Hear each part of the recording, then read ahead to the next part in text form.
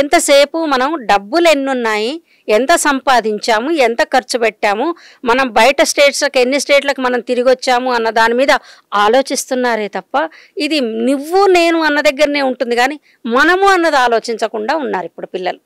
ఆ కన్ఫ్యూజన్లో ఉన్నారు బాగా. పెళ్ళిళ్ళు అయిన తర్వాత కూడా వాళ్ళు ఎందుకు డైవర్స్ దాకా వస్తున్నారు అంటే అమ్మ ఇంకో కారణం కూడా ఉంది. మనం ఒక్క తల్లిదండ్రుల ఇన్వాల్వ్మెంటే కాకుండా ఒక మెడికల్ చెకప్ చేయించుకోవట్లేరు. అటు అబ్బాయి కానీ అమ్మాయి కానీ చేయించుకుంటే, ఎందుకంటే ఆ మ్యారేజ్ కన్సమ్మెంట్ కావటానికి కూడా అది మెయిన్ కదా అనుకుంటారు కదా.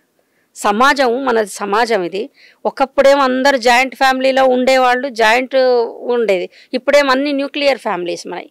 ఎవరిది వాళ్ళు ఎవరి గోల వాళ్ళదన్నట్టుగానే బ్రతుకుతున్నారు ఇప్పుడు.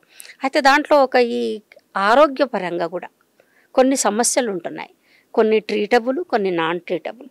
అట్లాంటప్పుడు ఒక్క టెస్ట్ చేయించుకొని మనం నిజమే మనం ఇంకా ముందు మనం ఈ లైఫ్ను మనం లీడ్ చేయగలుగుతామా లేదా అన్నది కూడా తెలుసుకోవటం క్లారిఫై అయిపోతూ ఉంటుంది. దాంతో క్లారిఫై అయిన తర్వాత ట్రీటబుల్ అయితే ఎవరికి ఉన్నా తప్పు లేదమ్మా. అమ్మాయికి ఉండొచ్చు, అబ్బాయికి ఉండొచ్చు. ఆ ట్రీటబులే కనుక దానికి మెడిసిన్స్ తీసుకొని మనం డాక్టర్స్ని ఫాలో అయ్యి మనం లైఫ్ లీడ్ చేయొచ్చు. అలా కానప్పుడు ఏం చేస్తున్నారంటే అందులో ఎవరిదో ఒకళ్ళ తప్పు ఉన్నప్పుడు ఆ తప్పు హస్బెండ్ దగ్గర ఉన్న మగపిల్లలు చేయించుకోవట్లేరు, ముఖ్యంగా టెస్టులు చేయించుకోవట్లేరు.